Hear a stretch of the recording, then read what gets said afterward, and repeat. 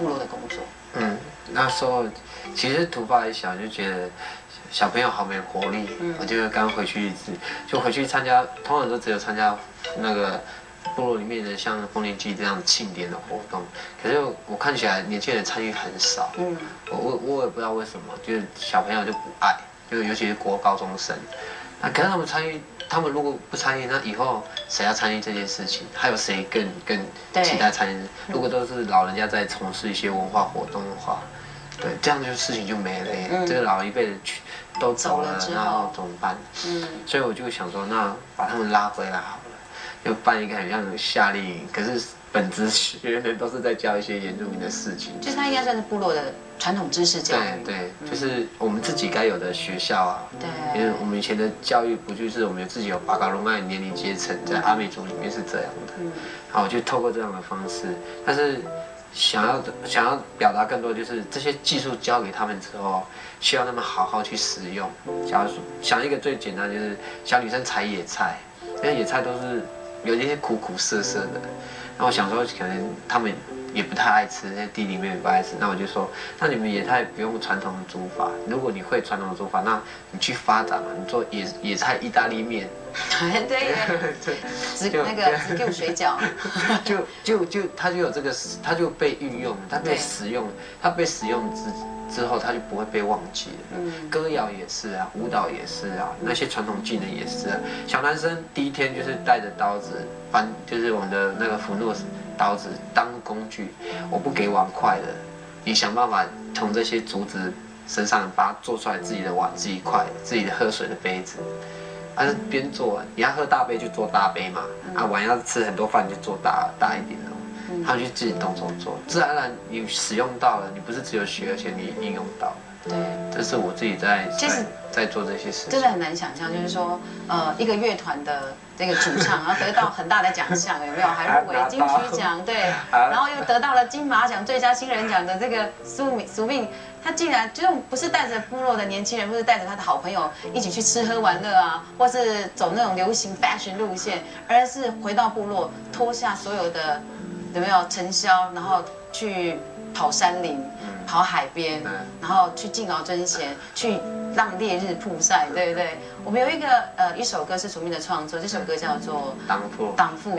对，铃铛这个 MV 当中，它其实有点像纪录片的形式。我们带大家来看一下，这个 MV 其实里面有一个很重要的精神，跟它的重要的画面，其实是署命，他是在完全自己掏腰包。自己用力量、用方式来感动部落的年轻孩子们，跟随他，走向自己的这个传统部落的教育、巴嘎隆爱的训练。一起来看一下这首歌跟他的训练过程。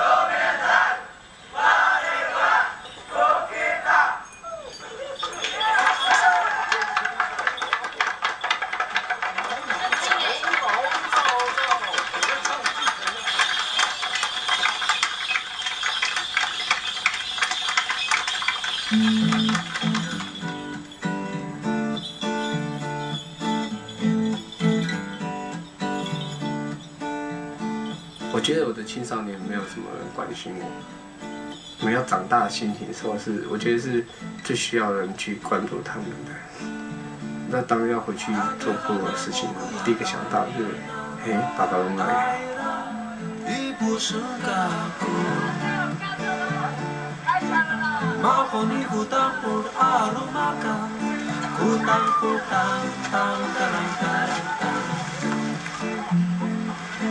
Makapakai kurumi asranini Maru kelong nani tukus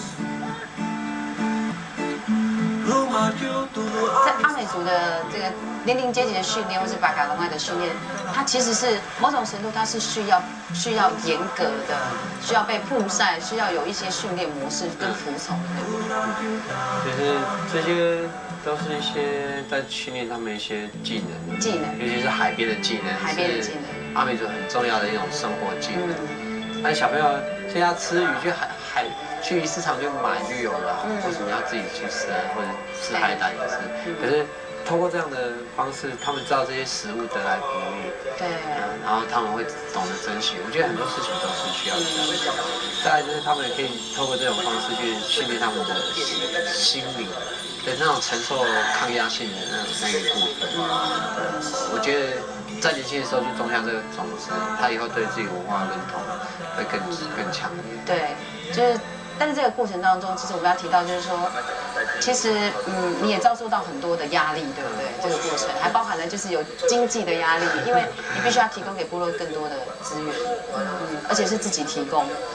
对啊，我那时候想说怎么办，要办上，就有点像一个营队了，它规模也蛮大，身边小朋友吃吃喝喝，什么都要用你的装扮。然后第一个想到就是说啊，反正我是一个歌手，我看看我唱歌可不可以卖钱？可不可以卖钱？然后第一个想到就是说，那办演唱会好了。办演唱会。就是如果一场不够，就办好几场巡回。可是，在演唱会的过程，就跟大家分享这些部落的小故事，然后也唱母语，然后慢慢的，就越来越多朋友想来听这样的演唱会。那这些演唱会又会让我有得到这些收入，把这些收入捐出来。就当做我在带小朋友、带这些部落青少年的一些教育基金。所以其实部落的教育基金这件事情，也是你去想办法用歌唱来筹款的，对不对？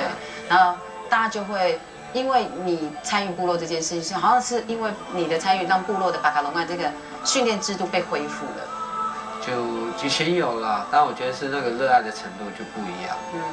我觉得要让年轻人更有自信，因为老人家讲了那么多，对我们来讲都好像神话一般，因为一般的年轻人碰不到，在现在的社会的条件也没有给我们这群原住民青年的有这个机会去学习到，更何况我们都身处在部落了，比起那些都会去原住民小朋友，我们是不是更有机会？可是我们没有那怎么办？我觉得我在创造一个机会出来。对，所以你知道很多人就是觉得说。很多很有钱的人不见得会去做这样的事。那当你不是很有钱的时候，爸爸妈妈问你说：“淑敏，那么你没有那么多钱，你还要给部落那么多钱去做这些事情的时候，你的那个压力跟那种你觉得一直要往前推动的那种坚持感到底是什么？”对啊，其实这个还蛮现实的，就是家里其实也是负债的状态，就是家里也需要钱。赚那么多钱啊！第一次赚到哇，快20万，我自己都哇，这些钱拿去把高龙爱。我就想过，我爸爸妈妈都需要钱，我怎么还这么不孝顺，把这些钱捐出去？我那时候我自己觉得很难过，而且那时候我还把小朋友带到台北，因为有些小朋友高中刚毕业，弟弟妹妹他们。高中刚毕业啊，上来他就想要找一份工作，我没有时间照顾他们，我还请我妈来照顾他们。我不知道那个时候，其实我心里很复杂又很矛盾。我不知道把这我不敢讲，可是我妈一直看着我在做。妈妈也给你很大的鼓励了。那时候我以为妈妈会怎么样，我很难过，因为钱都花在这些部落的就是说弟弟妹妹身上。然后有点舍不得看自己的妈妈那么辛苦，还要又没有给家里多少钱。有一天我妈就没有钱要买菜钱，然后我给我妈妈，我还想说妈买菜钱我自己出就好了，这些钱给你。可是我妈妈她说没有关系啊，这么多就是妈妈跟你一起养部落的孩子，对，你到台北还不知道怎么办，全不知道去哪里住的孩子们，这个大爱精神是怎么来的啊？真的。然后我就很难过啊，我说妈，我这样会不会很不孝顺？可是妈妈还支持，还是支持。对啊，我感觉我妈妈还蛮支持我的，虽然她没有多说什么。可能她也舍不得20万吧。可是家人的支持其实是你最重要的动力，对不对？还有部落朋友、部落的孩子们跟部落的长辈们，他们真的能够觉得很好，而且很健康的成长，对不对？那其实很多人看到淑敏今天呢站到舞台当中，而且就是前阵子刚办完的风演唱会，亲爱的什么风把你吹来了，对不对？但是这个演唱会非常非常的成功，我们在现场看到了，非常非常多的名人都到现场来看，而且我们认为是售票演出的一个母语演唱会，它竟然可以高达这个高朋满座，现场歌迷疯狂尖叫，甚至大声的跟你硬打唱阿美族的歌曲你的创作，我觉得在现场非常非常的动容。可是大家都不知道苏命的成功的背后，我们来讲一下，以为成功是很快速的这样，其实这个酝酿的过程其实很久，对不对？18岁的苏命曾经第一份工作到，按摩，应该是做什么？做轻钢架，天花板哎，真的吗？对啊。形容一下那时候。跟他说，我高中毕业，就是我爸爸叫我去当职业军人，因为我考上大学。然后，而且那时候原住民的学生好像只有我一个男生考上高中，反正就没有考上大学这样。其实我不知道我要干嘛。他说我只是不想听爸爸的话，去当兵，替家里就赚生活费。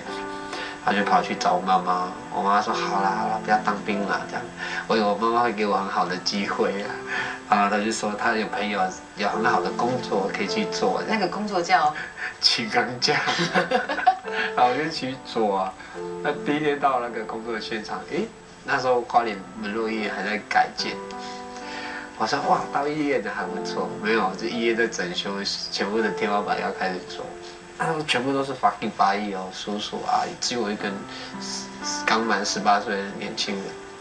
然后做了1个月之后，我在想说，我的人生一辈子就在这里做这些工作嘛，这么廉价啊，这么辛苦。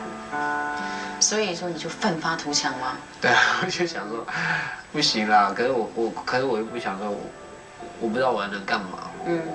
除了不想当兵以外，就只好回过头说妈，我想读书。我妈没有钱了，可是这个事情就传到我的阿姨秀英阿姨她听到了，她说难得有一个小孩子想要读书考大学，我们家里面有一个大学生，你要就是她等一下要投资我，她就发，可是那时候好像也没有人愿意有钱，然后只有阿姨愿意。就提供给你去念书，对，然后就大学毕业，对啊，就去读大学。所以其实我们很多人都忽略到说，你的今天的成功，其实前面你真的经历过很多的挫折，对不对？对，辛苦的阶段，你怎么样会给一句话给我们电视机前面很多的年轻在追逐自己梦想，他可能也会遇到挫折，他可能也不见得家里非常的顺遂，可以让他很顺利的成长，但是挫折这些，然后面对挫折，一直到抓住自己梦想去成功。你认为有没有送一句话给我们年轻的族人朋友们？不要放弃自己，开始往梦想前进了。一起来听风，来自于苏米恩。